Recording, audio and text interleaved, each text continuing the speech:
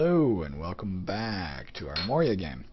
As per the most recent days, I make no guarantees that I can physically get through a single session of this. Maybe I can, maybe I can't, I don't know. I'm trying different techniques to see what works and seeing if I can get through a... Oh, my numlock's not on. Get through a half hour a day or not. Time will tell. Well, I don't remember if my protections are in place. Or my detection's more to the point. I'm not seeing anything terrible, though I seem to remember closing off with a PCE. And let me just move this microphone too, because I'm probably popping my P's here. As per always, we are looking for these darned potions that are pretty much a requisite to really advancing our game forward.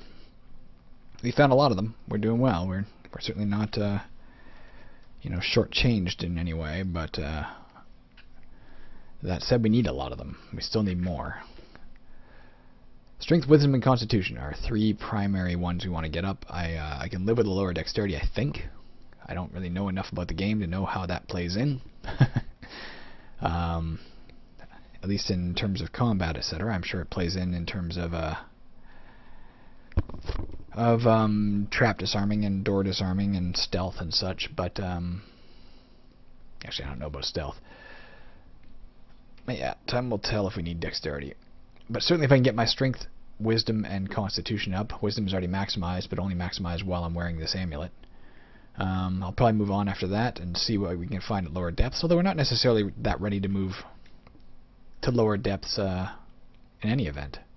Something is drawing energy from us. I don't know what. Vampire, maybe? Bloodshot icky thing? I don't know if they can do that or not. I forget. Yeek.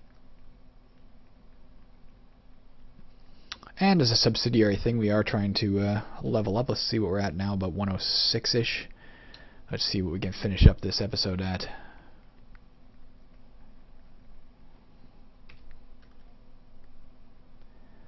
There's a W over there that may or may not be a handleable white or wraith. As long as it's not a barrel white. The barrel white's the only one we've met so far that we can't handle. I've got the PCE back in place. I am definitely popping my P's. Let me move this thing. I am probably now quieter, but at least I won't be plosive. Come on, how do I get down there? Oops.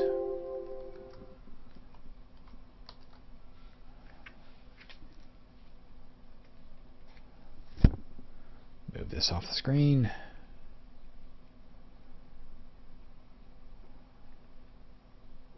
Grave white, we can handle them.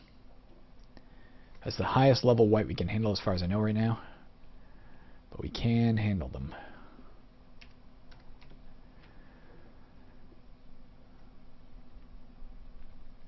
And they're decent experience too, like 368 or so. Whoops, I'm trying to press Shift X here. I'm not handling this with the most skill.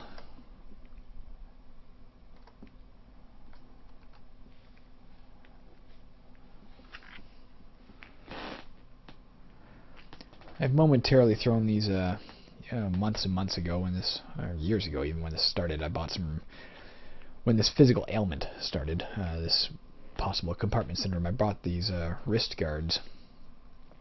That fuck me, he got something. Let's kill him quick. Let me see what he got.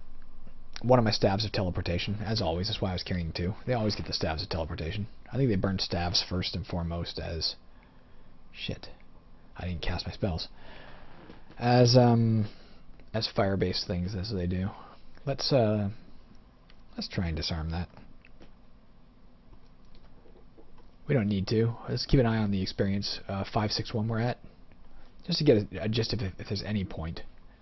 Let's step off that. Let's pass our turn. For the moment we can. That's really what I want to do, is experiment to find out if these are good. So we have 5 experience for that. There's no point in disarming traps at this point. It's just not worth the hassle or even the time it takes. Yeah, years ago when these issues started with, again, only computer use. I can do anything else physically all day long. I can... Oh, fuck. It's got drain strength. Let's back off from him. Even if you're talking about other things using my hands, using a an Xbox controller, as an example. I can do that for 8 hours on end and have no effects on my hands. I can use a Wacom tablet all day and have no effects on my hands. I can, work with my hands all day in any other fashion. It's just the keyboard and mouse that combine to thwart me. But when that started a couple of years back, I invested in some wrist guards, and occasionally it feels like they help. That's not what we're looking for, but it's not bad. And occasionally it feels like they don't. And if it's compartment syndrome, they may not, because damn it, we're finding all these potions, not what we want. They might not help because compartment syndrome has to do with pressure on the tendons themselves, as I understand it, and the guards, if anything, put more pressure. But sometimes they really seem to help. So for the moment, I'm trying them out this morning and seeing if they help. I can say unequivocally at this exact moment they feel fine, but then again, they always do when I first start out. So we'll see. I know the one, well, according to the last 2 years of history of dealing with this, the one foolproof thing that will help is just leaving the computer alone for a week or two, and then I come back and I'm fine for a while. So in that regard, I probably should just walk away, but I'm seeing if I can get in a half hour a day even, because I don't want to lose the thread of the game. It'll be the same thing that happened with Angband, where I leave it for a long while, and I come back, I'm like, I'm not invested in it emotionally anymore, and too much effort to get back into it. You know? It's a fun way to start the morning.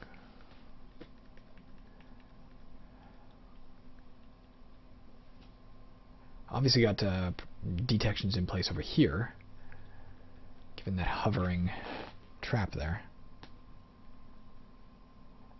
Oh, fuck me. That's the first time ever those purple mushroom patches have actually done a number on our constitution, but there you go. Got drained. Oh well.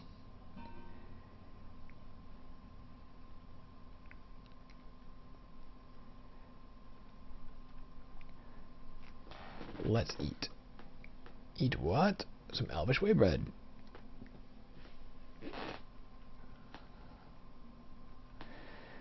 I've lamented many times the inability, for whatever reason, in this version of UMoria 5.6. I don't even know if that's true, because I've seen, as I said, 30 minutes of UMoria guy playing, and his run key works fine, but for whatever reason, I'm playing UMoria 5.6, he was playing UMoria 5.6, the run key does not work for us. It seems to be a glitch. I've heard other people talk about it. Whatever the case may be, whatever the rationale may be, I've complained many times, not complained, but expressed disappointment over that fact many times, because even in terms of the outcome of the game, it's a problem, because I'm forced to use other methods to move more quickly, and those other methods leave me at greater... Oh, fuck off. Should have been protected and I wasn't. Oh, did I fail my concentration there? What is going on here? PCE. Alright, there we go. In terms of gameplay, it makes a difference, because it leaves me in greater danger than other players would be, because I have to hold down a key to move quickly, as an example, and I end up running into monsters instead of using the run key, where that wouldn't happen. But it's also I will complain this morning, if I haven't done so before, the run key is also largely, the absence of the run key is a huge component in why this particular game is bothering me more than others, is because it involves constant button presses. It's every single step for me is a single button press, and then of course there's the constant reach to the keyboard for 3-letter key presses to make combinations to express what spell to cast and this kind of thing. In a game where I'm casting spells every single time that the screen changes and blah blah blah. But the run key would handle a lot of that, because I wouldn't have to make every single step individually. Not to mention the fact that it prolongs how long the game takes, which means I'm playing longer, which means, of course, overall it contributes more to aggravating the body. Oops. Let's make sure PCE is in place. We've obviously got a ghost around here. Jesus, why am I losing my concentration left, right, and center here?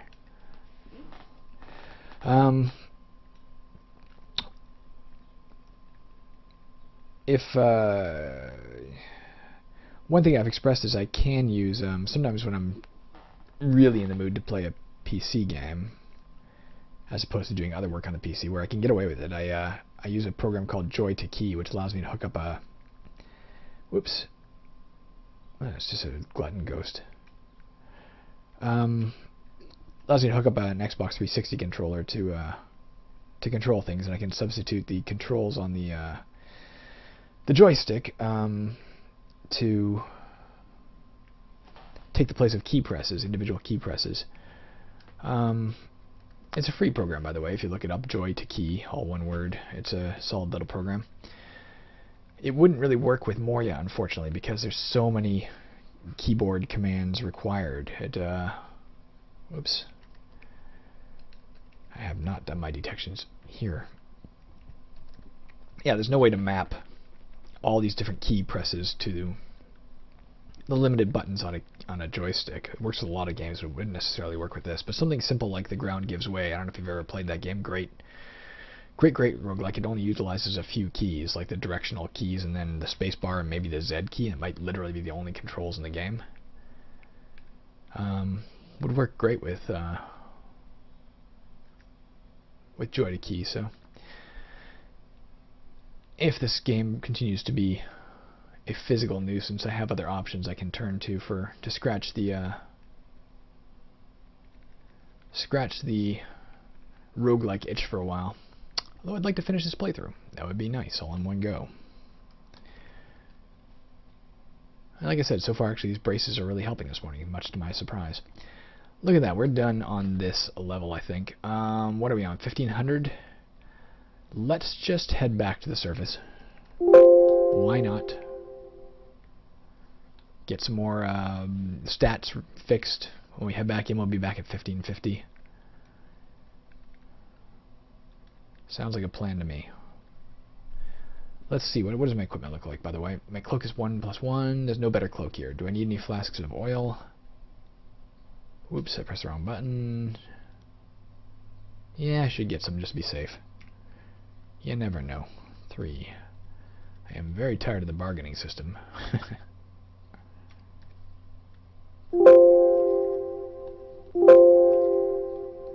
Far too many key presses required for that. Alright, anything we need here? Words of recall, obviously. I've also seen references to, I may have mentioned this before, I can't recall, I apologize, to options in the option menu, allegedly, that would let me turn off the bargaining, so it just automatically jumps to the... Oh, he only had one here. That's surprising. It would let me jump right to a final purchase price. But it doesn't exist in our option menu, so maybe that's a later advanced copy of UMoria. I don't know. Or maybe it's even Angband, I don't know. Alright, let's sell. What are we going to sell here? I'm going to sell that wall building and clone monster. He won't take the clone monster, so I guess we're not selling that. I forgot about that. Wand of wall building. 800. 600. Minus 40. Just holding down the enter key, it's easier. Anything else I need here to sell? Nah. Oh, confused monster, let's get rid of that. Free up some space.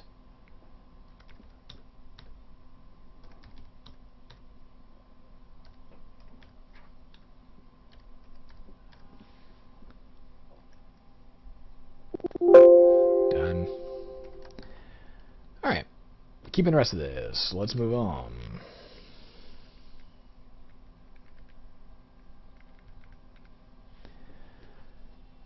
I don't remember what the hell's going on with our armor. We should look at it. I think we have resistance to fire armor or something, don't we? What does he have on the other page? Anything super standy outy? Let's check and see what we're wearing for armor. Can't get rid of that. I would like to get its its armor class fixed up, though. That'd be nice. Can't get rid of that. Can't get rid of that. Can't get rid of these. Nope. We don't have anything else. Do we have anything to sell here?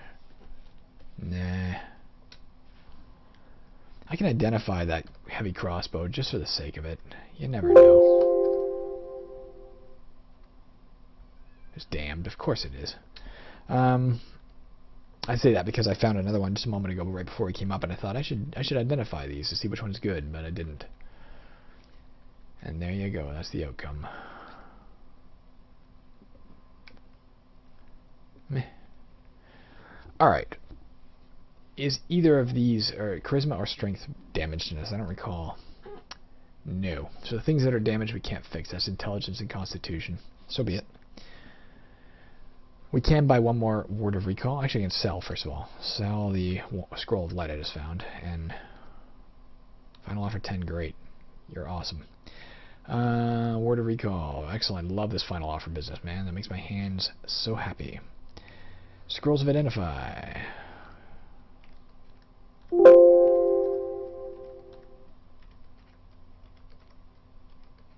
We're getting tons of them. I think it's like fucking 10 of them so far. Man, we got like 12. That's excellent. Enchant weapon to hit. Let's get that. Good. Let's get as many of those as we can. And enchant armor. Very all important. I'd love as many of those as we can get too. But let's read the... Let's check and see we're using the right equipment. Yes. Let's read the enchant weapon to hit. Nope. Nope. And the other one... Oh, it's not that anymore. Now it's in. Alright, the cloak. I'll take it. 1 armor class. Do we have anything else to sell? Bolts. Now that we lost our crossbow, let's sell the damn bolts.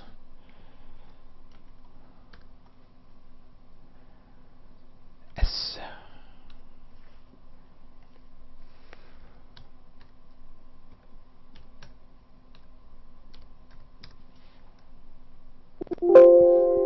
Good enough.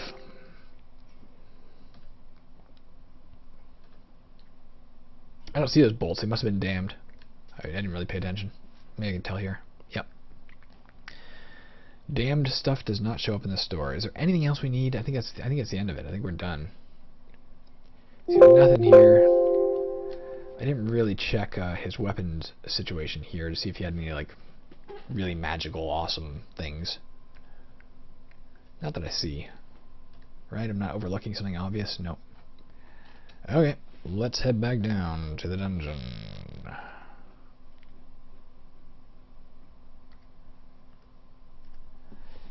Let's go stand in a corner where people won't bug us. Hopefully. Except for this guy. And down we go. Okay. PAA. Ghost and a vampire. Let's get the PCE in place immediately. PAF. PAG. PAE. Oh, there he is. Awesome. Gotta love it. I didn't see what I just picked up, if anything. Oh, nice. A replacement for our one that got burned. Let's head up for that ghost. There it is. Glutton ghost, eh? What a waste. Worth minimal experience. Not a threat. I got lucky there. In the earliest days of recording these, which would be a few weeks ago now, 3 or 4 weeks ago, I wasn't naming the episodes, so I've had to go back and review those episodes, the early first 15 or so, to find names for them, because I have no idea what the hell happened in each episode. And in reviewing them, I did come across the first time we encountered a glutton ghost. We had no idea what it was. We thought it wasn't evil, whatever was biting us, because when I cast PAA, we couldn't see anything. But it must have just left the screen is all, because I realize now it was the glutton ghost. That is clearly based on Slimer from Ghostbusters. In some ways these old roguelikes are like time capsules, because they do have references sometimes to things that were popular at the time, which is kind of cool. Hey, yay! I love. Let's make sure this is in place. Excellent. I love the vampires because they're worth maybe not a lot, not as much as some others. Now 160, that's not bad, but there are a lot more valuable enemies to fight now. Oh shit. PCB. No shit. Let's get out of this. It's hard to tell when you're on line with them, you know? Oh shit. I failed it. PCB. Northwest. Got one of them. Jesus, I can't. I think we're now online. PCB Northwest. Yeah, I guess we were. Damn it! I was really certain that would be the thing we wanted.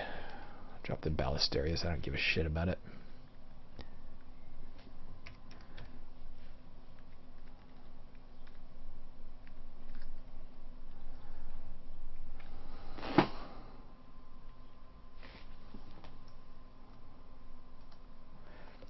You see my hesitation there for a second. I was trying to remember if it was Control X or Shift X to pull up my shovel. I didn't want to press the wrong key and boot us out of the game again, as I have done more than once.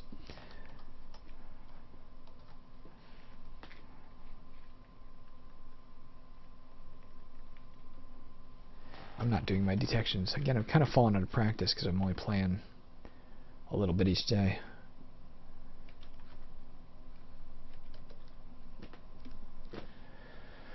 I don't think Joy to Key can handle macros. Like, I don't think I could, say if I press this button, make it do the key sequence PAE, for example. I don't think. If it can, then playing a game like this with a controller becomes possible. But if not, as I said, there are plenty of other roguelikes that... Most modern roguelikes don't have such an involved scheme as this. A lot of them can be controlled with a mouse, which is equally problematic for me to use, but you can make Joy to Key recognize joystick commands as mouse commands, so then it becomes entirely plausible.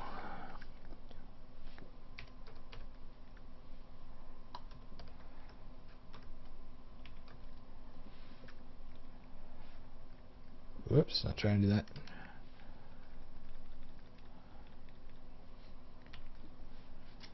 Break this door down.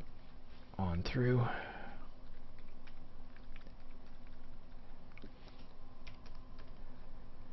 There's definitely, in terms of, still, as I've also said many times, still enjoying this game. Dragon and a white of some sort, great. Seriously great, because it's good sources of potential experience. While I'm still enjoying it, there gets to be less and less stuff to comment on, because you've seen all the monsters in this level before. You've seen everything. There's nothing new for a while. I think when we can finally move on, we'll be in facing new monsters. And tell me I'm using my damned. Yeah, I am. Okay. There'll be new monsters to face and new interactions to have. New challenges and life-threatening situations.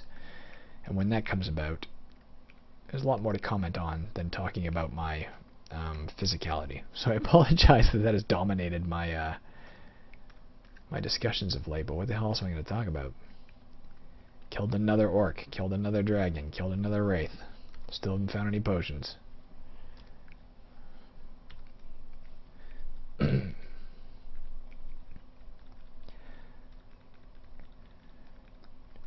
guess I can talk about other roguelikes. I was talking about The Ground Gives Way. Again, totally free roguelike. I haven't played a lot of it, and haven't played any of it in recent times. Maybe we'll go down after this and see if there's any potions on the next level as well.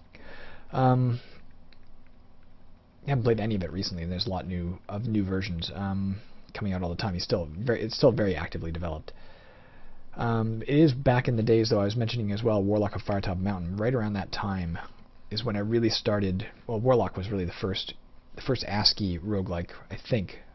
Possible exception being Brogue. I might have played that on the iPad beforehand, but I can't recall. But Warlock of Firetop Mountain is the first ASCII roguelike I can recall that I actually said, okay, I'm going to give this a shot. Because ASCII didn't really appeal to me. I guess to give some backstory to that, when I very first made the very first version of Caverns of Zascasian way back in 1995, it was a 3-day roguelike. It wasn't part of a challenge or anything. I'd never, as I think I've mentioned many times, I'd never heard the term roguelike. I had no idea that this was a genre unto itself.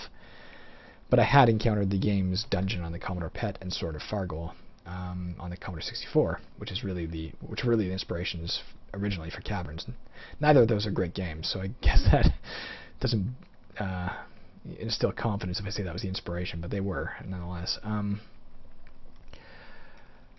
But Dungeon in particular used letters and such to represent the monsters. So when I was first making caverns, flashing back to that was the example in my head. So I used letters to represent the monsters. I can't say it was an ASCII roguelike per se, because I also used the Borland graphics library to create rudimentary graphics for other things like the temple and that sort of thing, gold, and some of the objects you found, even walls, were akin to this. This is not an ASCII graphic technically. This should be a hashtag in most versions of Moria, the walls, but instead it's a stippled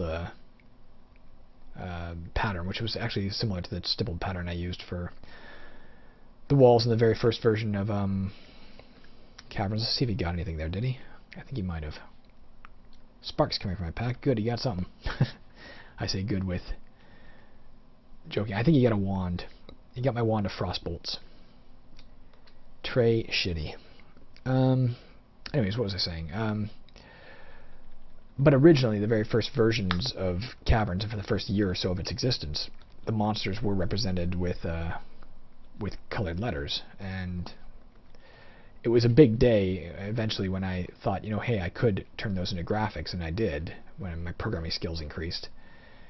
And I was so much more thrilled with that version of the game